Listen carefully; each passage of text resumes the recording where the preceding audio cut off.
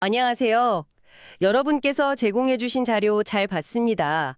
오늘은 이걸 바탕으로 AST 스페이스 모바일이라는 상당히 흥미로운 기업을 좀 깊이 파헤쳐 볼까 합니다. 네, 반갑습니다. 그 위성으로 스마트폰을 직접 연결한다는 아이디어. 이게 참 그렇죠. 맞아요. 예전엔 뭐 공상과학 영화에나 나올 법한 이야기였는데 이걸 현실로 만들겠다고 하니까요. 그것도 별도 장비 없이 그냥 우리가 쓰는 스마트폰으로요. 바로 그 점이 핵심이죠. 이게 과연 어떤 의미를 가질지, 또 투자 관점에서 본다면 기회일지 아니면 뭐 위험 요인은 없을지 오늘 좀 같이 짚어보겠습니다. 사실 전 세계적으로 보면 아직도 통신망이 불안정한 곳이 꽤 많잖아요. 그렇죠. 정말 많죠. 그런 걸 생각하면 이 기술 잠재력은 뭐 엄청나다고 봐야겠죠. 자, 그럼 바로 본론으로 들어가 볼까요? 일단 제일 눈에 띄는 건 파트너사들인 것 같아요. AT&T, 버라이즌, 보다폰, 심지어 구글까지. 이름만 들어도 쟁쟁하잖아요. 네, 그 파트너십이 상당히 강력한 시그널이죠. AT&T랑은 2030년까지 상업 계약 맺고 버라이즌은 1억 달러 투자했고요. 보다폰이랑 구글도 들어왔고 이렇게 큰 기업들이 뭐랄까 줄 서 있다는 건 뭔가 확실한 이유가 있겠죠. 물론이죠. 기술 자체에 대한 어떤 시장의 신뢰, 이걸 보여주는 중요한 지표라고 할 수 있습니다.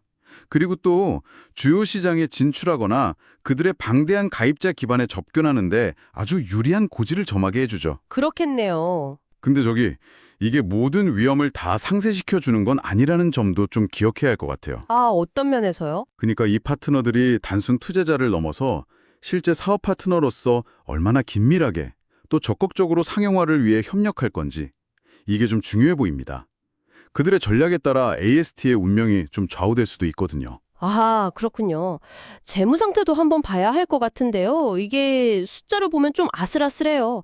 작년에만 3억 달러, 올해 1분기에도 4,600만 달러 순손실이고요. 네, 적자폭이 상당하죠. 물론 현금은 8억 7천만 달러 넘게 가지고 있다지만 2026년부터 매출이 확 늘어서 2027년엔 흑자 전환한다 이런 전망이 있긴 한데 글쎄요. 현재와 미래 사이의 간격이 좀 커 보이는데요. 그게 뭐 어쩔 수 없는 측면이 있습니다.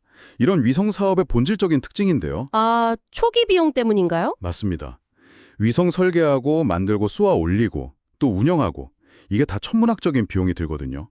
마치 뭐랄까 전 세계의 고속도로를 처음 까는 것과 비슷하다고 할까요? 비유가 뭐 와닿네요. 이런 대규모 인프라 기술 기업 초기 단계에서는 사실 흔한 재무 구조입니다.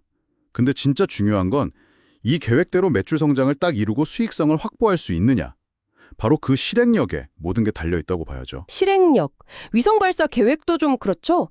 최소 45기에서 60기는 띄워야 하는데 지금 가진 돈으로는 한 25기 정도 가능하다고요. 네, 경영진 설명은 그 정도만으로도 일단 현금 흐름은 플러스로 만들 수 있다. 뭐 이런 건데. 하지만 완전한 글로벌 서비스를 하려면 결국 추가 자금이 더 필요하다 이 말이네요. 그렇죠. 정확합니다.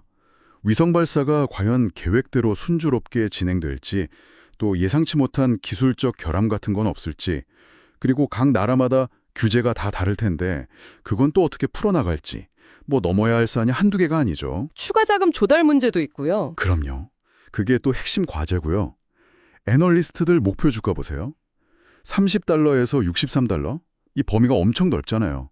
이게 바로 이런 불확실성을 그대로 보여주는 겁니다. 그러네요. 1분기 실제 매출도 기대에 좀 못 미쳤다고 하고요. 네, 현실적인 어려움이 있다는 거죠. 자, 그럼 좀 정리를 해보죠. AMST 스페이스 모바일, 표준 스마트폰을 위성에 바로 연결한다는 정말 혁신적인 기술을 가졌고 시장 잠재력도 어마어마하고 파트너들도 든든해요. 2035년 우주 경제 규모가 뭐 1.8조 달러까지 커질 거라는 전망도 있고요. 네, 장점은 분명하죠. 하지만 동시에 막대한 초기 비용, 아직은 계속되는 적자, 기술이나 상용화의 불확실성, 그리고 주가 변동성도 엄청나고요. 이런 위험 부담도 명확합니다. 딱 전형적인 하이리스크, 하이리턴 투자 기회라고 할 수 있겠습니다.